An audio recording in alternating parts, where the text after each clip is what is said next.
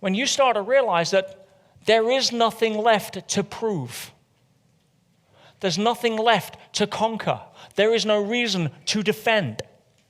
You're here to experience your life in all of its varieties, all of its emotions, from grief to sadness to joy. And where do you land? Not where do you visit? We're going to visit every emotion. It's part of the human experience. Yeah, multi-billionaire. Known Errol 15 years, never known him earn less than about $1 million a day. Right? Miserable, angry, unhappy. And I can see the pattern. The pattern was predictable. He grew up as a kid with dysfunctional parents. Hey, who didn't? But he got out to Newport Beach and he was a surfer and he lived in a shack. But as a kid in Newport Beach, he got put into the Newport Beach school. And everyone knows Newport Beach. It's not a poor area. So most of the kids in his class had Porsches and Audis in the parking lot when they were 17 years old. He had a surfboard and a shack on the beach. So what do you think happened to him? How much significance do you think he felt? Where he was serving as a waiter in the restaurants where they were ordering lobster. And they got to sit next to each other in class. You can understand the pattern, right? So how does he get his significance? Well, he found two ways to do it. One was to get so rich that he would never be in that position again.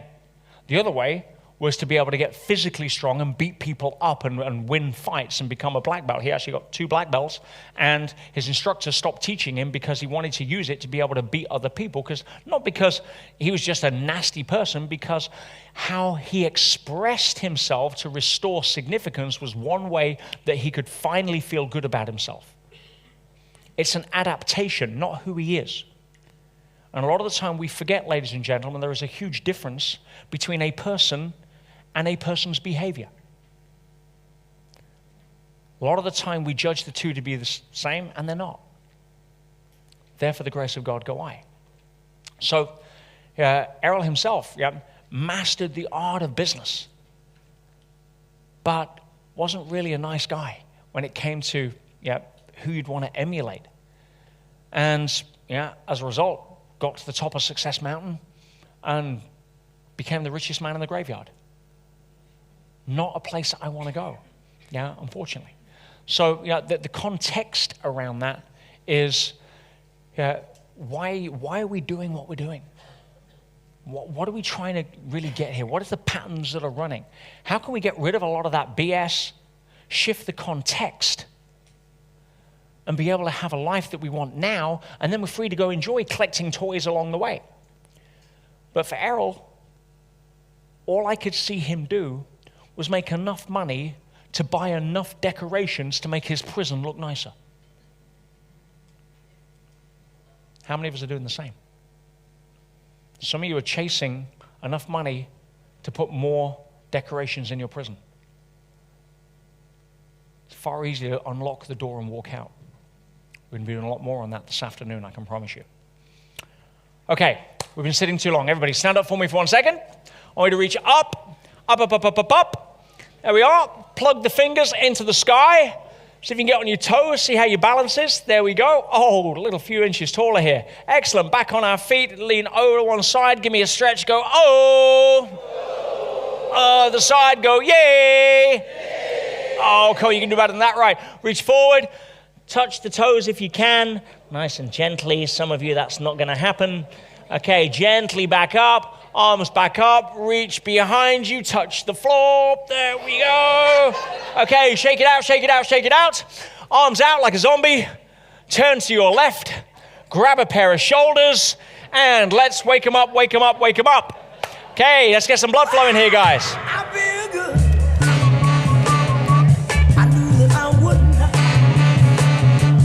I feel good. I knew that I wouldn't.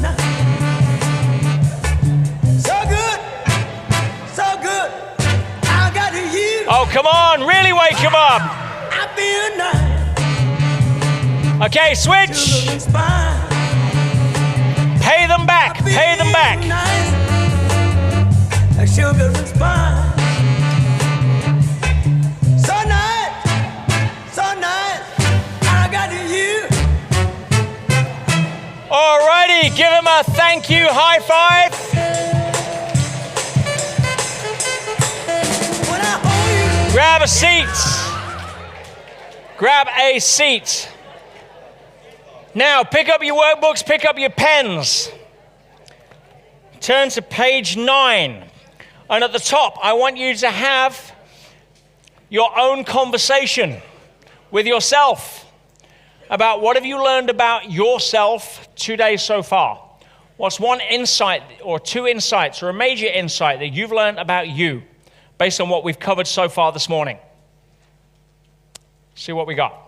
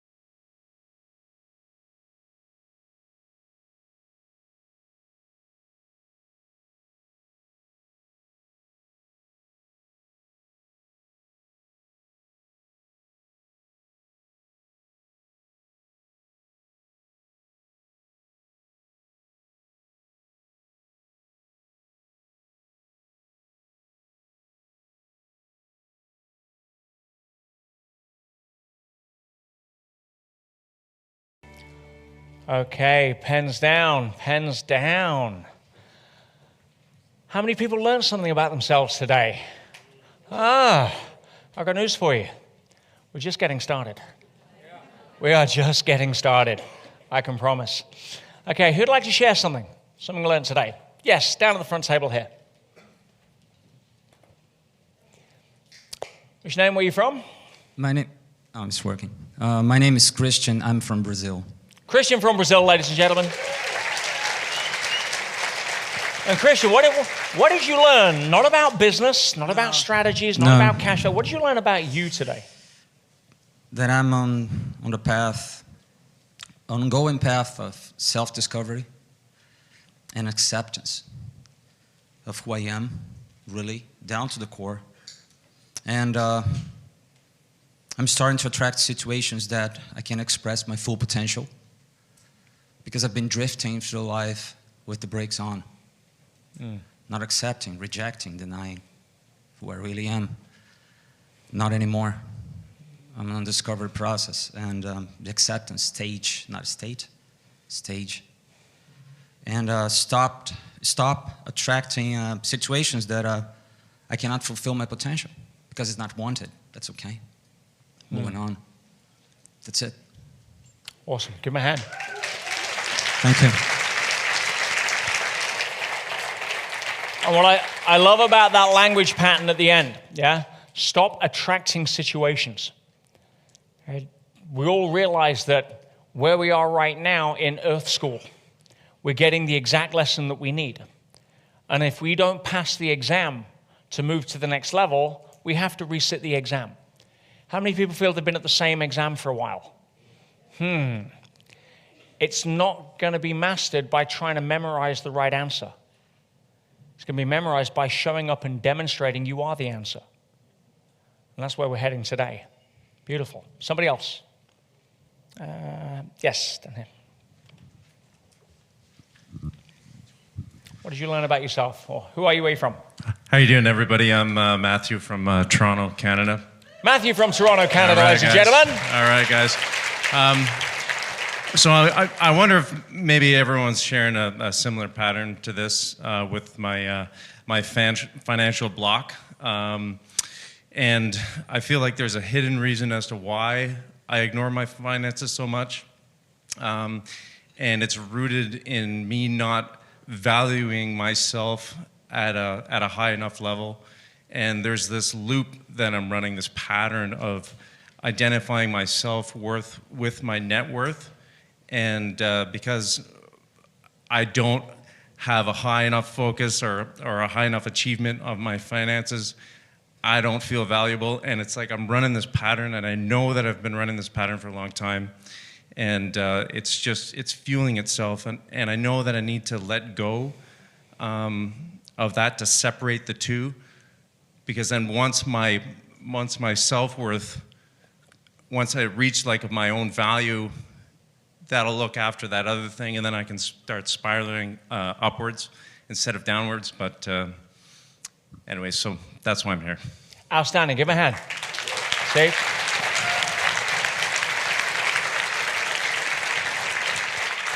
See, now I'm starting to hear what I want to hear. See, no longer is it something nebulous. No longer is it some sort of vague distraction that we think we can paper over the cracks of a fault line with. Now you've got a target. You know what the issue is. The issue is I'm running a pattern that blocks me financially because my self-worth is linked to my net worth. My net worth is down, therefore my self-worth is down. And the more my self-worth is down, the less value I can give to the world because don't value myself. Therefore, the less money I'm able to create as a result of that. And now I'm on a cycle. Wow. The fact that most people will go to their grave not even understanding that, but chasing some next shiny object is hugely powerful. Hugely powerful. Now we can start to work on where the issue is. Now we're treating the shoulder, not the knee. And we've got some pretty good prescriptions for that coming up. Again, give me a hand. Thank you. One more. One more. Yes, at the back. Tell them who you are, where you're from. Good morning. My name's Scott. I'm from Wales in the UK. Woohoo!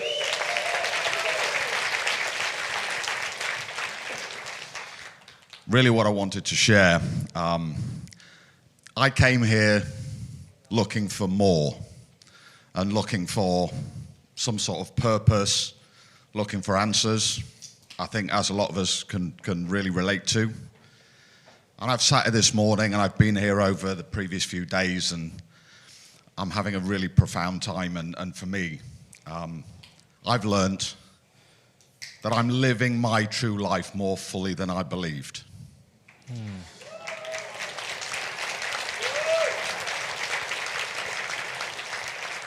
And I think from that is really keep focusing on being me and continuing to grow through experience.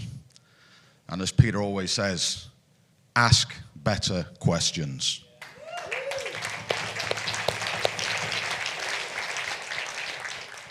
And the thing that I wrote down at the end of that is, stop getting in your own way.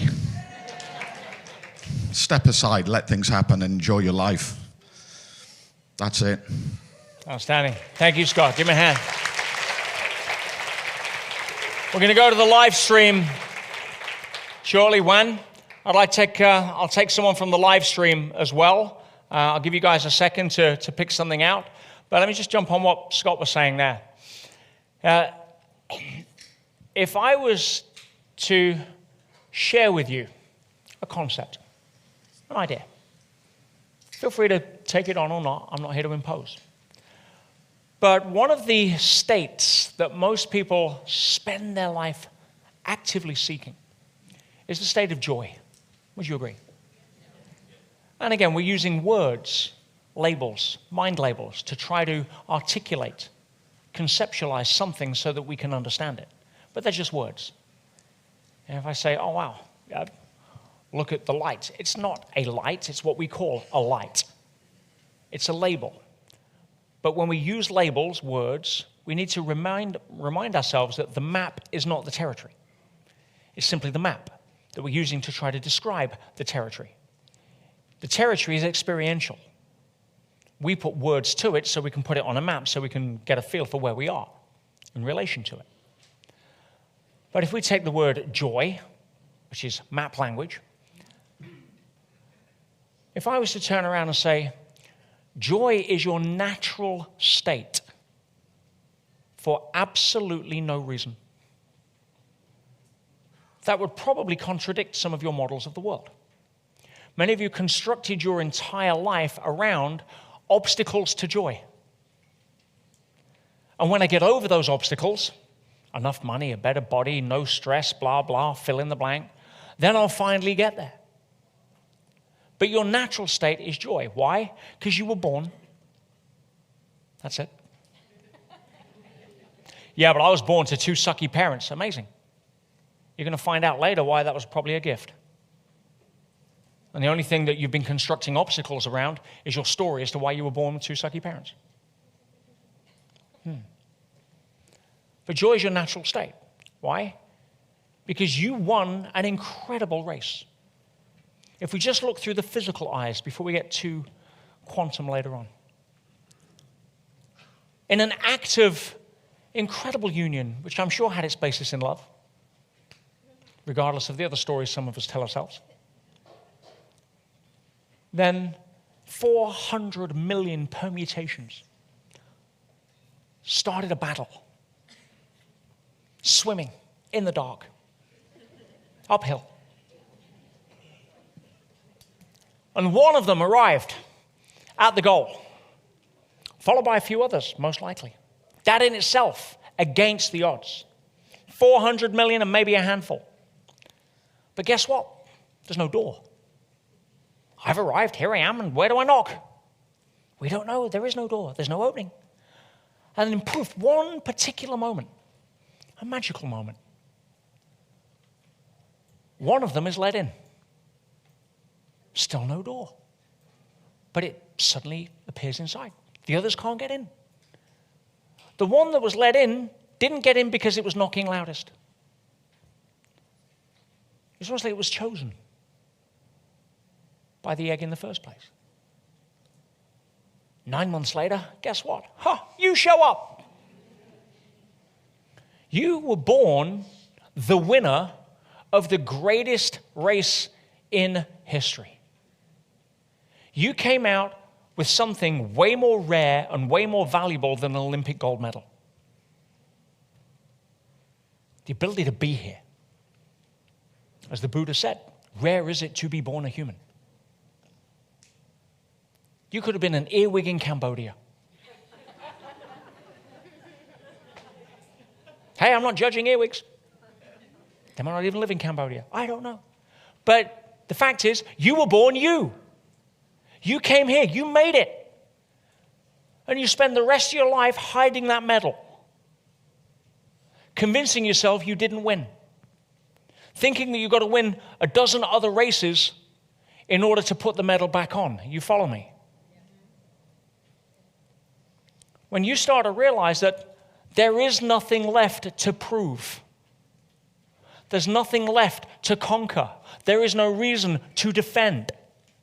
You're here to experience your life in all of its varieties, all of its emotions, from grief to sadness to joy. And where do you land? Not where do you visit? We're going to visit every emotion. It's part of the human experience. I didn't want to be happy at my mother's funeral. But I don't want to live in grief. Some of you have been living too long in the wrong neighborhood. It's time to be able to shift and say, well, hang on, whoa. What did I do with that medal? Now, yeah, it may be a bit dusty. Could do with a wipe down. But essentially what you're here for this weekend is to put that medal back on and walk as if you are the winner, which you were born with and born as on that magical day. Just what if that was a concept you could be okay with? Joy is your natural state for no reason whatsoever, other than the fact, Scott, that you were born. Now you can live your best life. You suddenly realize, hang on a freaking minute. My life's actually pretty good. Why? Because I'm here. We're going to do an exercise this afternoon that's really going to bring that home, by the way. But coming at it from that place, how many people can start to see how they may have just put a magnifying glass over their issues? Right? It's like, oh, well, I've actually been making them bigger than they really are. Right? I've actually been saying, something, my life's not that bad. Of course it's not that bad. You're here. You get to star in an amazing movie. The movie of your life. Now, I know that you star in your movie because you're the only one in every scene. Anyone not in any scene of their movie? Okay, that's settled. So what do you do with the gift that you've got? Well, we're going to be finding that out later as well. Do we have somebody on live stream that wants to share? We got anything, Juan? What have they learned? We do. We have Pauline, and Pauline's been creating patterns of closing to life to protect herself. She's now regained a sense of balance under pressure, but she knows she's been chasing strategies to stay closed off. We've got Catherine West. Catherine's been conflict avoidant, but that was fear-based. It hasn't served her. And she now knows that she can be proactive and set boundaries that build rather than destroy. And she knows she's enough. Outstanding. And Catherine, and here's the start of the journey. And it's the start of the journey that's important, because without the start, there's no journey. She knows she's enough. I would probably put in that she understands she's enough. A lot of you, these are still level 1 awarenesses. Our job over the next 3 days is to take that to a level 2 and ultimately level 3 awareness, because then it's done. You follow? So yeah, don't make the mistake that just because you understand what I'm saying that it's going to create lasting change. But it's the starting point, and I'm not going to leave you high and dry, I promise.